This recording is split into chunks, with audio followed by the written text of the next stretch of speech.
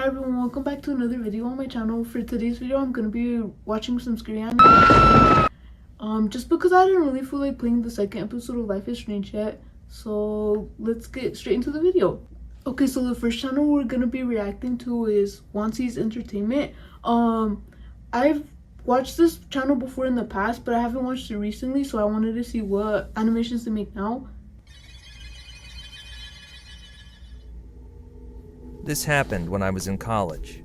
Back then, I used to hang out with a small group of 4 or 5 friends, and we'd go to each other's apartments all the time. One of my friends who lived nearby started showing up with scratches all over his arm. There's definitely and these like, weren't little mosquito bites. It's gonna be like a These demon were scratching deep, him at night or something like that. scratches. I asked him what happened, and he told me, mosquitoes keep crawling out of my wounds, so I pick at them with my nails. Obviously, that made 0 sense. There's no way a mosquito could come out of your arm. I told him he should go to the hospital, but he just laughed it off, Oh, so that I creepy dropped smile. Then one night, he's gonna be at around possessed. 4 a.m., he suddenly showed up at my place asking if he could crash there because there were too many mosquitoes in his room. I didn't think much of it. I just let him sleep. Oh my God, We had crashed at each other's places plenty of times after drinking or hanging out late.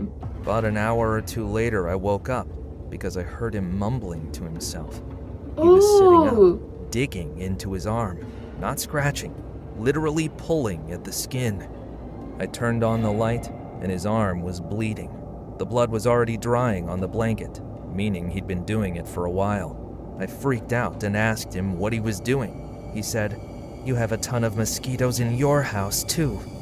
But there weren't any mosquitoes in my place. I told him, "What are you talking about? There aren't any mosquitoes here." Then he suddenly grabbed at empty air and yelled, "Look, here, I got one!" But his hand was completely empty. So I told him, "Okay, catch another one." He clapped his hands 2 or 3 times and opened them like he was showing me something. "See? There's another one!" At that point, I was terrified. I called 911 and took him to the ER. The doctor bandaged his arm and gave him a sedative, and after about 30 minutes, he finally fell asleep. I was getting ready to go home when the doctor stopped me and asked about his symptoms. I told him my friend could explain it better himself. Then the doctor said something I did not expect. He might be dealing with a mental illness. I said, "Mental illness? He just scratched a mosquito bite." But even as I said it, I knew something was really wrong. A little later, the doctor and I went back in and gently woke him up to ask some questions. All he kept repeating was, "I have to go tape it up. No, I have to go tape it up right now." Another doctor came in and asked, "What are you trying to tape?" And my friend answered, "The window." The doctor asked, "Why do you need to tape the window?" And my friend said, "Because at night the mosquitoes come in and get into my arm." He kept talking nonsense and wouldn't give us his parents' contact information. Eventually, I had to reach out to one of our professors, and through him, we finally managed to get in touch with my friend's family. Afterward, I went home, drank 2 beers, and passed out from the stress. By the end of the semester, he stopped coming to class altogether. The following semester, he took a leave of absence. Okay, so what happened? And this was just last year. Even now, none of us know what happened to him. We don't even know what happened. Oh, that's real creepy. My father once knew a Buddhist monk he was close with. One day, that monk shared a mysterious story with him. A story about a monk said to possess abilities far beyond ordinary human limits.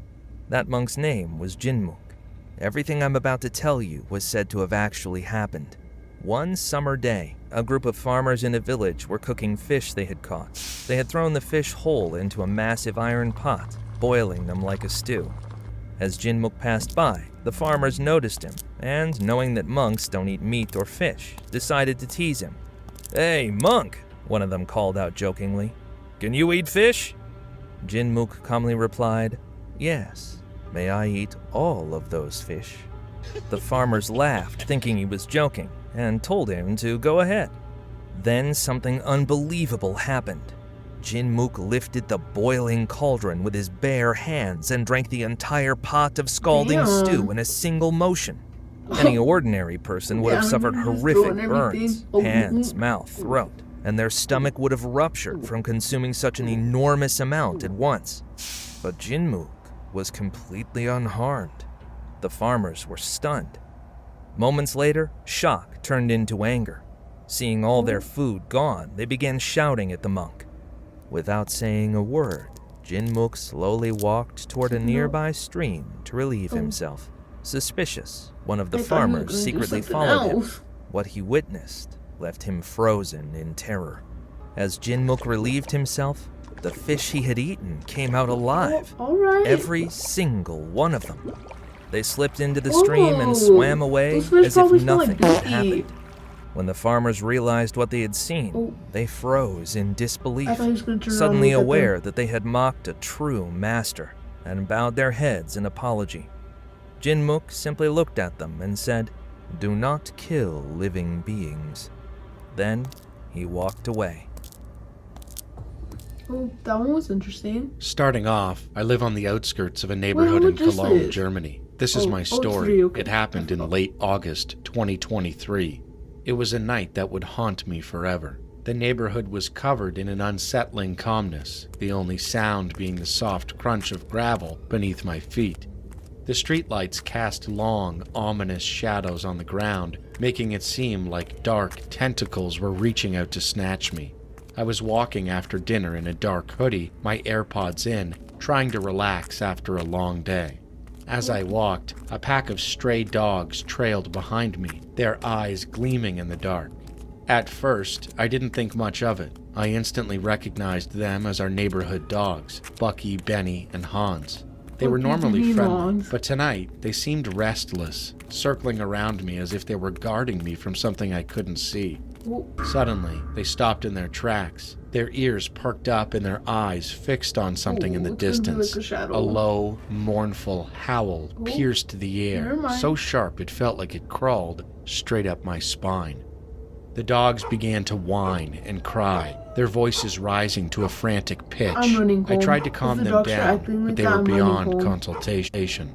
That's when I felt it, a sudden, unnatural breeze, icy enough to sting my skin, even though it was a warm night. It was as if someone had brushed right past me, leaving behind a coldness that felt intentional. My right AirPod slipped out of my ear, fell to the pavement, and that's when I heard it. A faint, raspy whisper, one single phrase that made my blood run cold. Go home. Run home. I didn't need to be told twice. I turned around and ran, my heart pounding so hard it hurt. The dogs are scared too. Sprinting beside me as if they were fleeing too. We didn't stop until we reached the safety of my garage. I slammed the door shut, locked it, and tried to catch my breath as the dogs whimpered beside me. But the memory of that whisper lingered, echoing in my mind like a curse. I knew then that I had encountered something truly evil, something that didn't want me there. And then the pieces began to connect. It all started a few months earlier, when two of my friends, Karen and Alex, had taken their own lives. Karen had been struggling with the pressure of her studies, while Alex had been dealing with constant harassment from his uncle and aunt. Their deaths shook our locality, but deep down, I always felt something about their stories didn't add up. In the weeks after my encounter, I started hearing whispers from other friends, whispers of their own terrifying experiences. They spoke of shadowy figures lurking in corners, cold spots in their homes, strange whispers calling their names at night. Some even felt watched whenever they walked alone. It was as if the neighborhood itself was haunted, its streets breathing with something angry and ancient, something that stalked anyone unlucky enough to cross its path. And I realized that my experience was just the beginning, a small fragment of a much larger, much darker presence that hovered over all of us. Sometimes, late at night, I think about that walk, about that whisper, and I can't help but wonder, if the dogs hadn't been there that night, would I still be here to tell this story? Alright, that seems a little bit of a stretch at the end. Ooh, okay, those got me a little creeped out, but not a lot. True RV parkour story. Okay. Hello, my name is Callie. This happened just last month in July. I was in San Diego for a softball tournament and had rented a trailer to stay in with some of my friends. We would ride our scooters back and forth to each other's trailers. Keep that in mind for some context. On the second day of the tournament, I went back to my trailer to shower after my game. Out of nowhere, I heard a loud bang on the right side of the wall, which faced the outside of the trailer. I shrugged it off, thinking it was just my brother playing around. As I got out of the shower, I got a text from one of my friends asking me to ride my scooter over to their trailer and bring a wiffle ball bat so we could play. I grabbed everything and started riding over. While I was riding, I heard a cough, almost like a smoker's cough, coming from the bushes. Startled, I stopped and stared at the bush. A dirty, middle-aged man rose from the bush, smirking at me in a really unsettling, creepy way. Without hesitating, I sped away on my scooter and didn't look back. I finally made it to my friend's trailer, and we started playing wiffle ball. At one point, I was up to bat and hit a foul ball into the bushes. We searched for the ball for about an hour, but couldn't find it and eventually gave up. Just as we were turning to leave, the ball rolled right up to my ankle. I turned around and saw the same man I had seen earlier. We all screamed, ran inside the trailer, and told the adults. Unfortunately, they didn't believe us and thought we were playing a prank. Later, my family and I went back to our trailer, but I couldn't stop thinking about the man. Exhausted, I eventually fell asleep. Around 2 a.m., I woke up for no apparent reason and tried to get back to sleep. Before I continue, I need to explain that near the head of my bed, there's a tiny window with small curtains.